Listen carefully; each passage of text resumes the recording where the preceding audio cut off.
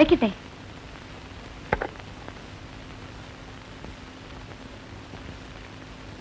നിങ്ങൾ ആരാ? എന്ത് വേണം? എന്റെ പേര് സിന്ധു എന്നാണ്.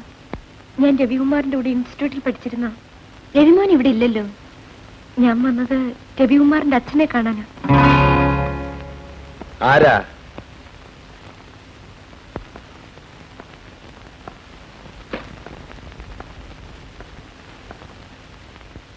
എന്നെ കാണാനോ? ഇരിക്കൂ.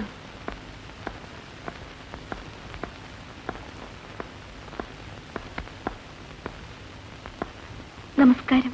നമസ്കാരം. എന്താ? ഞാൻ സാറിനെ ഒന്ന് കാണാൻ വന്നതാ. പ്രത്യേകിച്ച്? സാർ, എന്റെ ഭാവി ജീവിതം ഇന്ന് സാറിന്റെ കയ്യിലാണ്. മനസ്സിലായില്ല. ഞാൻ ഗുമസ്തൻ വേലുപ്പിള്ളിയുടെ മകളാ. ഓഹോ, ഇരിക്കൂ. എന്ത് പറ്റി? എന്താ കാര്യം? സാർ, അങ്ങയുടെ മകൻ രവികുമാറും ഞാനും കുറച്ചുനാളായി സ്നേഹബന്ധത്തിലായിരുന്നു.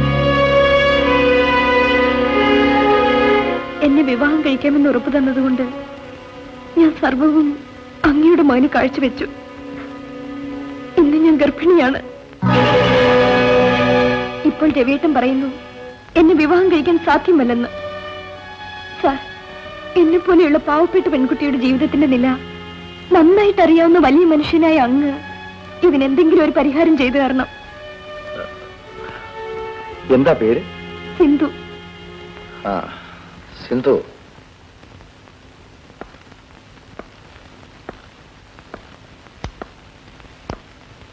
രവികുമാറും നീയും തമ്മിലുള്ള സ്നേഹബന്ധത്തിന് എന്തെങ്കിലും തെളിവുകളുണ്ടോ? എന്ന് വെച്ചാൽ? വല്ല കത്തുകളോ, വിശദമായി അറിയാവുന്ന ആളുകളോ, സമ്മാനങ്ങളോ, അങ്ങനെ വല്ലതും? ഒന്നുമില്ല സാർ. എനിക്ക് രവിയേട്ടനും ഞാനുമേ സാക്ഷിയുള്ളൂ. സാർ എങ്ങനെയെങ്കിലും എന്നെ രക്ഷിക്കണം. നിന്നെ ഞാൻ രക്ഷിക്കാൻ? കുട്ടി, നീ എന്നോട് ചോദിച്ചിട്ടാണോ രവികുമാറുമായി ബന്ധപ്പെട്ടത്? മനസ്സിലായില്ല അല്ലേ? നീ രവികുമാറിനെ പ്രേമിച്ചതും അവനുമായി ചുറ്റി നടന്നതും ശാരീരിക ബന്ധം പുലർത്തിയതും എന്റെ അനുവാദത്തോടു കൂടി ആയിരുന്നോ എന്ന്? മകനെ പ്രേമിക്കുന്നതിനും മകനുമായി അടുക്കുന്നതിനും അച്ഛന്റെ അനുവാദം വാങ്ങണമെന്ന് എനിക്കറിയില്ലായിരുന്നു സർ. ഓ, നീ നന്നായി സംസാരിക്കുന്നുണ്ടല്ലോ. അപ്പോൾ നിനക്ക് തോന്നിയതുപോലെ നീ നടന്നിട്ട് ഇപ്പൊ എന്റെ അടുക്കൽ വന്നതെന്തിന്? ഉത്തരവാദിത്വമുള്ള ഒരച്ഛൻ മകനെ ഉപദേശിച്ച് തിരുത്തുവെന്ന് കരുതി. എങ്കിൽ നിന്റെ ഗർഭത്തിന് ഉത്തരവാദി എന്റെ മകനല്ലെന്ന് ഞാൻ പറഞ്ഞാൽ നീ എന്ത് ചെയ്യും? പ്രഗത്ഭനായ അഡ്വക്കേറ്റ് രാജശേഖരന്റെ മകൻ അസന്മാർഗിയും വഞ്ചകനുമാണെന്ന് നാട്ടിൽ മുഴുവൻ ഞാൻ പറഞ്ഞു പരത്തും. എന്നെയും എന്റെ കുടുംബത്തെയും ബ്ലാക്ക്മെയിൽ ചെയ്യാൻ വേണ്ടിയായിരിക്കും നിന്റെ ഈ വരവ്. അല്ല, എന്റെയും എന്റെ കുടുംബത്തിന്റെയും ബ്ലാക്ക് മാർക്ക് മാറ്റാൻ വേണ്ടി. കുട്ടി, ചെയ്ത തെറ്റിനെ ഓർത്ത് ലജ്ജിച്ച് വീട്ടിലിരുന്ന് പശ്ചാത്തപിക്കാൻ നോക്ക്. ചുമ്മാ എടുത്തു ചാടണ്ട. സർ, ചെയ്ത തെറ്റിനെ ഓർത്ത് പശ്ചാത്തപിച്ച് വീട്ടിലിരുന്നാൽ ജനിക്കാൻ പോകുന്ന കുഞ്ഞ് ജനിക്കില്ലെന്ന് സാറിന് ഗ്യാരണ്ടി തരാമോ? നാണവും മാനവും ഇല്ലാത്ത തെരുവേശിയെ പോലെയാണ് നീ സംസാരിക്കുന്നത്. കറക്റ്റ്. പക്ഷെ പ്രഗത്ഭനായ അഡ്വക്കേറ്റ് രാജശേഖരൻ നായർക്ക് തെരുവേശികളുമായി ഇത്ര അടുത്ത ബന്ധമുണ്ടെന്ന് ഞാൻ അറിഞ്ഞിരുന്നില്ല. You shut up. ക്ഷമിക്കണം, ഇംഗ്ലീഷിൽ ഉറക്കെ സംസാരിക്കാൻ എനിക്കും കഴിയും.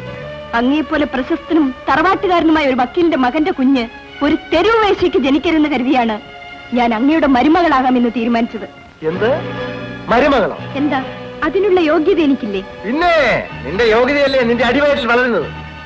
എവിടെയെല്ലാമോ കറങ്ങിത്തിരിഞ്ഞ് ആരുടെയോ ഗർഭം ധരിച്ചു വന്ന് എന്റെ മകന്റെ ഭാര്യയാവണം അല്ലേടി? മിസ്റ്റർ രാജശേഖരൻ, വാക്കുകൾ അളന്ന് സംസാരിക്കണം. എന്ത് സംസാരിച്ചാലും കൊള്ളാം. എന്റെ മകനൊരു തെറ്റും ചെയ്യില്ല. അഥവാ അവൻ തെറ്റ് ചെയ്താൽ തന്നെ അവനൊരു ചുക്കും വരാൻ പോകുന്നില്ല. അവനൊരു പുരുഷനാണ്. പുരുഷൻ ഗർഭം ധരിപ്പിച്ചാലില്ലാത്ത തെറ്റ് സ്ത്രീ ഗർഭം ധരിച്ചാലുണ്ടാവും, അല്ലേ സർ? നിന്നെ പോലെ ഇത്രയും വൃത്തികെട്ട ജന്തുവിനെ ഈ വീട്ടിനകത്ത് കയറ്റിയതാണ് എന്റെ തെറ്റ്. ചൂടാകാതെ വക്കീൽ സാറേ, നിങ്ങൾ അല്പമെങ്കിലും സംസ്കാരമുള്ളവനാണെന്ന് കരുതിയാണ് ഞാൻ ഈ പടി കയറി വന്നത്, അല്ലാതെ നിങ്ങളോട് കെഞ്ചാനല്ല. നിങ്ങളൊന്നും ഓർത്തോളൂ, കാര്യം കഴിയുമ്പോൾ വലിച്ചെറിയപ്പെട്ട കറിവേപ്പില പോലുള്ള പഴയ കാലത്തെ പെണ്ണല്ല ഞാൻ. This is 20th century. I will prove what I am. See you in the court of law. Goodbye.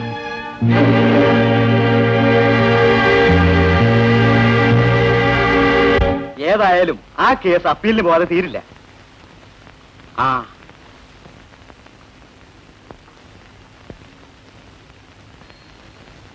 നമസ്കാരം. എന്തിനാ വരാൻ പറഞ്ഞാവോ? നിങ്ങൾ ഇത്രയ്ക്ക് അന്തസ്സില്ലാത്തവനാണെന്ന് ഞാൻ കരുതിയില്ല. എന്താ സാറേ, എന്തു പറ്റി? നിങ്ങൾ പറഞ്ഞു വിട്ടില്ലെങ്കിൽ നിങ്ങളുടെ മകൾ എന്റെ വീട്ടിൽ വന്ന് എന്നോട് ഇത്രയ്ക്ക് ധൈര്യമായി സംസാരിക്കുമെന്ന് ഞാൻ ധരിക്കണോ? എന്റെ മോള് സാറിന്റെ വീട്ടിൽ വന്നു? അതെ, നാണവും മാനവും ഇല്ലാത്ത ആ വൃത്തികെട്ട പെണ്ണ് എത്ര അപമര്യാദയായിട്ടാണ് എന്നോട് പെരുമാറിയത്. അവൾ എന്റെ മകന്റെ കൂടെ ചുറ്റിയെന്നോ, അവൻ കാരണം അവൾ ഗർഭിണിയായെന്നോ, അവളെ കല്യാണം കഴിച്ചില്ലെങ്കിൽ എല്ലാവരെയും കോടതി കയറ്റുമെന്നോ എന്തൊക്കെയാ പുലമ്പിട്ട് പോയി. സാറ് പറയുന്നത്? ഓ, തനിക്കിതൊന്നും അറിയില്ലല്ലേ. കേട്ടോ മിസ്റ്റർ മാത്യൂസ്, പ്രായപൂർത്തിയായ ഒരു പെണ്ണിനെ മര്യാദയ്ക്ക് വളർത്താതെ ഊരിമയാൻ വിട്ടു. ഇപ്പൊ ഗർഭം കൊണ്ട് വന്നപ്പോ ചുളുവെന്ന് കല്യാണം നടത്താൻ എന്റെ വീട്ടിലേക്ക് പറഞ്ഞു വിട്ടിരിക്കുകയാണ്. എങ്ങനെയുണ്ട്? എന്താ വേൽപ്പിള്ളേ കേൾക്കുന്നത്? ഗർഭിണിയാണെങ്കിൽ ഗർഭം കളയാനുള്ള മാർഗം നോക്കണം, അല്ലാതെ ഏതെങ്കിലും നല്ല തറവാട്ടിലേക്ക് പറഞ്ഞേക്കാം. എനിക്ക് ഇതൊന്നും അറിയില്ല സാർ. ഗർഭം കളഞ്ഞാലും കൊള്ളാം, അവളുടെ കയ്യോ കാലോ തല്ലി ഒടിച്ചാലും കൊള്ളാം, അതൊന്നും എനിക്കറിയണ്ട. ഇനി എന്റെ വീട്ടിലെ കോമ്പൗണ്ടിലേക്ക് കയറി വന്നാൽ തന്നെയും തന്റെ മകളെയും മാനനഷ്ടത്തിനെ കോടതി കയറ്റും. പറഞ്ഞേക്കെ, തനിക്ക് അല്പമെങ്കിലും അന്തസ്സുണ്ടെങ്കിൽ ഇനി അവളെ പുറത്തിറക്കരുത്.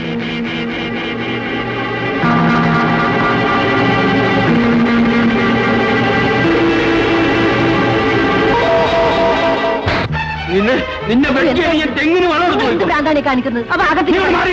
ഇവിടെ കൊണ്ട ഒരു മഹാപൂജ കാര്യം എന്താണെന്ന് വെച്ചാ പറ. കാര്യം അറിയണം. ഇവിടെ എത്ര മാനഘട്ടങ്ങളായിട്ടായിരിക്കണം ആ രാജശേഖരൻ വക്കീലിന്റെ അവിടെ ചെന്ന് ഇവിടെ ഗർഭവതിയാണെന്നും അദ്ദേഹത്തിന്റെ മകനാണ് അതിന് ഉത്തരവാദിയെന്നും ഇവിടെ കല്യാണം കഴിച്ചില്ലെങ്കിൽ സർവ്വമാനങ്ങളെയും കോടതി കയറ്റുമെന്നും പറയാൻ എന്തൊക്കെയാണ് കേൾക്കുന്നത്? നിന്റെ മോള് ഗർഭിണിയാണെന്ന് ലോകം മുഴുവൻ പറഞ്ഞു തുടങ്ങി. എടി കുരുത്തം കെട്ടവളെ, എന്താണ് കേൾക്കുന്നത്? ഇത്രയും കാലം വളർത്തിയും തന്ന കൂലിയാണോടിയത്? എടി, നിന്റെ അൽജത്തിന്റെ ഭാവി പോലും നിന്ന് നശിപ്പിച്ചു കളഞ്ഞല്ലോടി മഹാഭാവി.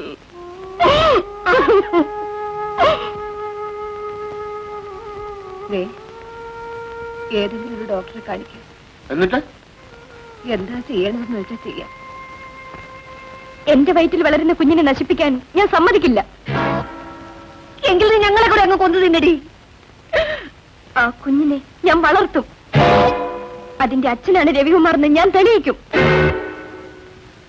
അവന്റെയും അവന്റെ കുടുംബത്തിന്റെയും മാനം ഞാൻ കളയിക്കും. പാവപ്പെട്ട പെൺകുട്ടികളെ വഞ്ചിക്കുന്ന പുരുഷന്മാരെ ഒരു പാഠം ഞാൻ പഠിപ്പിക്കും. ഇത് വേദാന്തമല്ലച്ചാ, എന്റെ തീരുമാനമാണ്. ഇതിനെ ആരെതിർത്താലും ഞാൻ സമ്മതിക്കില്ല. നിങ്ങൾക്ക് ഇഷ്ടമില്ലെങ്കിൽ പറഞ്ഞേക്കൂ. ഈ നിമിഷം ഞാൻ ഇവിടുന്ന് പോയിക്കൊള്ളാം. നീ പോയിക്കോ, എവിടെ വേണമെങ്കിൽ പോയിക്കോ. ഇവിടെ ഒരു പട്ടി പോലും നിന്നെ അന്വേഷിച്ചു വരാനുണ്ടാവില്ല.